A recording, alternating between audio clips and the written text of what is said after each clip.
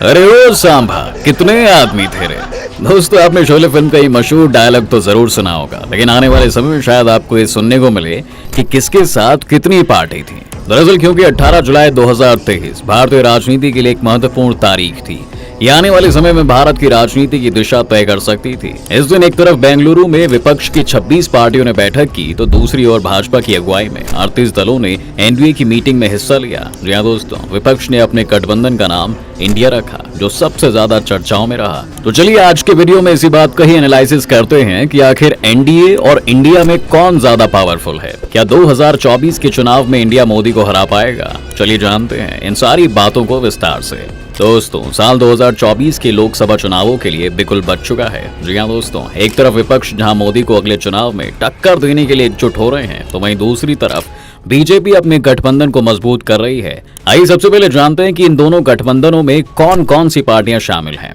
बता दें कि विपक्षी दलों के गठबंधन यानी इंडिया में कुल 26 दल शामिल हैं, जिसमें Congress, TMC, Aam Aadmi Party, CPIM, RJD, JSM, Sharad Pawar गुट की एनसीपी, उद्धव ठाकरे गुट की शिवसेना, समाजवादी पार्टी और जेडीयू के अलावा DMK, CPIML, Forward Bloc, Indian Union Muslim League, Kerala Congress जैसी पार्टियां शामिल हैं। वहीं अगर बात एनडीए गठबंधन की कर लें तो इसमें कई नई पार्टियां शामिल हुई हैं, जैसे चिराग पासवान की एलजेपी, ओम प्रकाश राजभर की सुहेल देव भारतीय समाज पार्टी और जीतन राम मांझी की हिंदुस्तानी आवाम मोर्चा सेक्युलर भी अब एनडीए का हिस्सा बन गई हैं। जी हाँ दोस्तों, एनडीए की मीटिंग में कुल 38 पार्टियों ने हिस्सा लिया था, जिसमें एकनाथ शिंदे गुट की शिवसेना, अजित पवार की एनसीपी, उपेंद्र कुशवाहा की राष्ट्रीय लोक जनता दल और पवन कल्याण की जनसेना, पशुपति पारस की राष्ट्रीय लोक जनशक्ति पार्टी, अपना दल, AIADMK, NPP, NDPP, Assam Gana Parishad, Nishad party जैसे दल इस गठबंधन में शामिल हैं। अब उनकी बात भी कर लेते हैं जो फिलहाल किसी के साथ नहीं है। ओडिशा की बीजू जनता दल, आंध्र की वाईएसआर कांग्रेस, कर्नाटक की जनता दल सेक्युलर, यूपी की बसपा,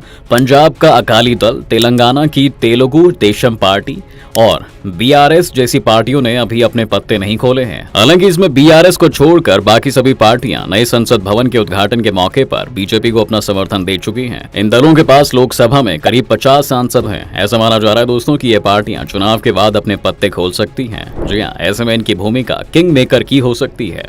एनडीए और इंडिया में कौन ज्यादा पावरफुल? अगर लोकसभा की सीटों के अनुसार बात कर लें तो बीजेपी की अगुवाई वाले एनडीए के पास लोकसभा में 350 से ज्यादा सांसद हैं, जबकि विपक्ष की बैठक में जितनी पार्टियां शामिल हुई हैं उनके पास लगभग 150 सांसद ही हैं। हालांकि आंकड़े देखा जाए तो पता चलता है कि विपक्षी दल की बैठक में शामिल हुई 50% से ज्यादा पार्टियों के लोकसभा में एक भी सांसद नहीं है, जबकि एनडीए की बैठक में शामिल 65% पार्टियों के पास लोकसभा में एक भी सीट नहीं है। इंडिया में शामिल पार्टियों की लोकसभा सीटों की बात करें तो कांग्रेस के पास 52 सीटें, तृणमूल कांग्रेस के पास 23 सीटें, डीएमके के पास 24 सीटें और जदयू के पास 16 सीटें हैं। वहीं शिवसेना उद्धव गुट के पास 6 सीटें हैं। इस गठबंधन में शामिल RJD, PDP, CPIM, ML, KMDK, RLD जैसी पार्टियों के पास भी एक सीट नहीं है दोस्तों।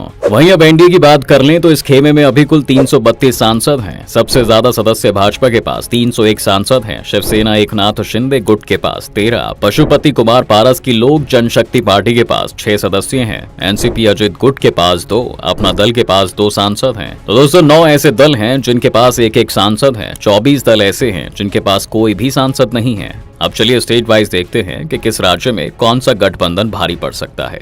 दरअसल लोकसभा की सबसे ज्यादा 80 सीटें यूपी में हैं।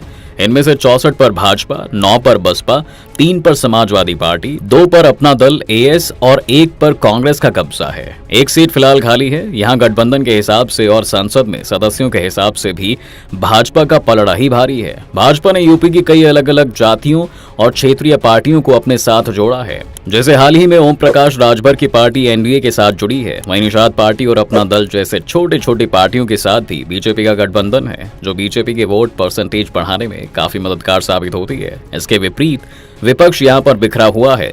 समाजवादी पार्टी, आरएलडी और कांग्रेस जहां एक साथ मिलकर चुनाव लड़ेंगे, वहीं बसपा, एआईएम अलग चुनाव लड़ेंगे, जिससे विपक्ष को नुकसान हो सकता है और एनडीए गठबंधन को फायदा भी हो सकता है। यूपी के बाद महाराष्ट्र में सबसे ज्यादा 48 सीटें हैं। पिछली बार भाजपा और शिवसेना ने मिलकर चुनाव लड़ा था, तब भाजपा के 23 और शिवसेना के 18 सांसद चुने गए थे। यूपीए गठबंधन का हिस्सा रही एनसीपी के 4, कांग्रेस का 1 उम्मीदवार चुना गया था। एआईएम का भी 1 सांसद चुना गया था। अब यहाँ एनसीपी और शिवसेना दोनों में ही फूट पड़ चुकी है।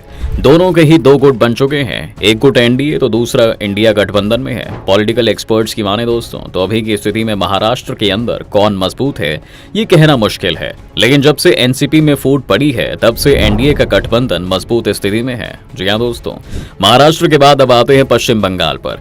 यहाँ पर 42 सीटें हैं। 2019 में इनमें से 22 सीटों पर तृणमूल कांग्रेस और 18 पर भाजपा की जीत हुई थी। बंगाल में 4 बड़े दल हैं, इनमें टीएमसी, भाजपा, कांग्रेस और सीपीएम है। अभी बंगाल के 3 दल एक साथ आ गए हैं, इसमें टीएमसी, कांग्रेस और सीपीएम है। इनके आने से विपक्ष मजबूत हुआ है, लेकिन अभी सीट बंटवारे को लेकर जरूर तीनों के बीच विवाद हो सकता है। इसके उलट भाजपा अकेले चुनाव लड़ रही है, इसलिए बीजेपी के लिए यहाँ पर मुश्किलें हो सकती हैं। फिलहाल उनके सामने पिछले बार का परफॉर्मेंस दोहराने की चुनौती भी है। ऐसे ही बिहार में लोकसभा की 40 सीटें हैं। पिछली बार इनमें से 39 सीटों पर एनडीए उम्मीदवारों की जीत मिली थी। जेडीयू भी तब एनडीए का हिस्सा थी। 17 सीटों पर अभी भाजपा का कब्जा है। जेडीयू के 16 उम्मीदवार चुनाव जीतने में कामयाब हो गए थे। 6 सीट पर एलजेपी और 1 पर कांग्रेस को जीत मिली थी। आरजेडी का कोई भी उम्मीदवार चुनाव नहीं जीत पाया था। अभी यहाँ जेडीयू, आरजेडी, कांग्रेस और सीपीआई का गठबंधन है। जी हाँ दोस्तों, वहीं भाजपा ने भी क्षेत्रीय और जातीय हिसाब से नया समीकरण बना लिया है। भाजपा ने छोटे छोटे दलों को अपने साथ जोड़ दिया है। इसका फायदा पार्टी को आने वाले चुनाव में मिल सकता है। हालांकि अगर सीटों के बंटवारे को लेकर इंडिया गठबंधन सही फॉर्मूला तैयार कर ले तो भाजपा गठबंधन को कड़ी चुनौती का सामना करना पड़ सकता है। वहीं तमिलनाडु में 39 लोकसभा सीटें हैं। 2014 में इन सभी सीटों पर एनडीए के उम्मीदवारों ने जीत हासिल की थी। हालांकि 2019 में पासा पलट गया। जी हाँ, एनडीए के खाते से सभी सीटें डीएमके के पास चली गई थी। डीएमके अभी इंडिया गठबंधन का हिस्सा है। भाजपा की यह नजर इस बार तमिलनाडु में काफी अधिक है। यही कारण है कि एनडीए की बैठक में पीएम मोदी ने अपने ठीक बगल में एआईएडीएमके के मुखिया पलानी स्वामी को बैठाया था। फोटो सेशन में भी पीएम मोदी के ठीक बगल में पलानी स्वामी ही बैठे थे। तमिलनाडु में पट्टली मक्कल काची यानी पीएमके और टीएमसी एम के साथ भी भाजपा ने गठबंधन किया है। इसके बाद मध्य प्रदेश, केरल, कर्नाटक, गुजरात, ओडिशा, राजस्थान जैसे राज्य हैं जहां हर राज्य में 20 से ज्यादा सीटें हैं। मध्य प्रदेश, राजस्थान, कर्नाटक में कांग्रेस और भाजपा की सीधी लड़ाई है। गुजरात में भाजपा तो मजबूत है। ओडिशा में भाजपा की लड़ाई बीजेडी से है। पंजाब में आम आदमी पार्टी, कांग्रेस मिलकर चुनाव लड़ सकते हैं। हरियाणा में भाजपा और कांग्रेस की सीधी लड़ाई है। ये वो राज्य हैं दोस्तों जहां लोकसभा की 70% से ज्यादा सीटें हैं। दोस्तों, 26 विपक्षी दलों ने मिलकर गठबंधन का नया नाम इंडिया तो रख लिया, लेकिन आने वाले समय में उनके लिए कहां मुश्किलें आने वाली हैं, चलिए इसके बारे में भी थोड़ा सा जान लेते हैं। दरअसल नए गठबंधन को लीडर के अलावा भी कई चीजों पर सहमति बनानी है, जैसे सीट शेयरिंग, कॉमन कैंडिडेट, विधानसभा चुनावों में आपसी तालमेल। इसके साथ ही साथ प्रधानमंत्री पद के दावेदारों की लिस्ट भी लंबी है। इसमें शरद पवार, नीतीश कुमार, ममता बनर्जी, राहुल गांधी और अरविंद केजरीवाल भी शामिल हैं। किसी एक के नाम पर सहमति बनाने में मुश्किल होगी। गठबंधन के लिए लीडर चुनने से भी ज्यादा मुश्किल है राज्यों में सरकार चला रही पार्टियों के साथ सीट शेयरिंग करना। अभी पश्चिम बंगाल में टीएमसी, तमिलनाडु में डीएमके, दिल्ली और पंजाब में आम आदमी पार्टी और 4 राज्यों में कांग्रेस की सरकार है। बिहार में कांग्रेस, आरजेडी और जेडीयू का गठबंधन सरकार में है।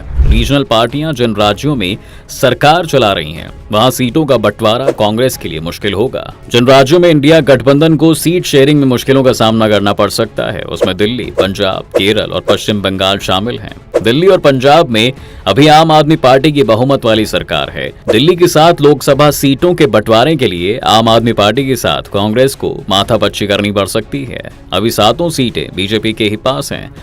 वहीं पंजाब में 2019 के लोकसभा चुनाव में कांग्रेस को 13 में से 8 सीटें मिली थीं। वहीं आम आदमी पार्टी को 1 सीटें मिली थीं। यहां कांग्रेस 13 सीटों में से 6 सीटों पर अपना कैंडिडेट उतारने के लिए जिद कर सकती है। ऐसे में आम आदमी पार्टी से उनका टकराव हो सकता है। वहीं पश्चिम बंगाल की बात करें तो यहाँ पर टीएमसी के खिलाफ अभी तक लेफ्ट और कांग्रेस गठबंधन मिलकर चुनाव लड़ती रही है। फिलहाल तीनों पार्टियां इंडिया में एक साथ तो आ चुकी हैं, लेकिन चुनाव में साथ आ पाएंगे कि नहीं, इस पर बड़ा सवाल है। वहीं केरल में भी मामला कुछ इस तरह का ही है। यहाँ लेफ्ट और कांग्रेस के बीच टक्कर होती है। जी हाँ दोस्तों, ऐसे में इस गठबंधन के बैनर तले दोनों मिलकर चुनाव लड़ेंगे। दूसरी तरफ 2014 और 2019 के लोकसभा चुनाव में कांग्रेस को बुरी तरह से हराकर बहुमत हासिल करने वाली बीजेपी भी अपनी स्ट्रैटेजी के जरिए कई छोटी और बड़ी पार्टियों को एक साथ लाकर एनडीए गठबंधन को मजबूत कर रही है। पॉलिटिकल एक्सपर्ट्स की माने तो बीजेपी को कई राज्यों में नुकसान की संभावना है, इसलिए बीजेपी भी अब अपने गठबंधन को मजबूत बना रही है। तो दोस्तों, कुल मिला के एनडीए और इंडिया दोनों ही गठबंधन अपने अपने तरफ से 2024 के लोकसभा चुनाव की तैयारी कर रहे हैं। ऐसे में देखने वाली बात यह होगी कि कौन सा गठबंधन बाजी मारने में सफल होता है। आप क्या सोचते हैं, कौन जीतेगा, एनडीए या फिर इंडिया? अपनी राय हमें कमेंट बॉक्स में जरूर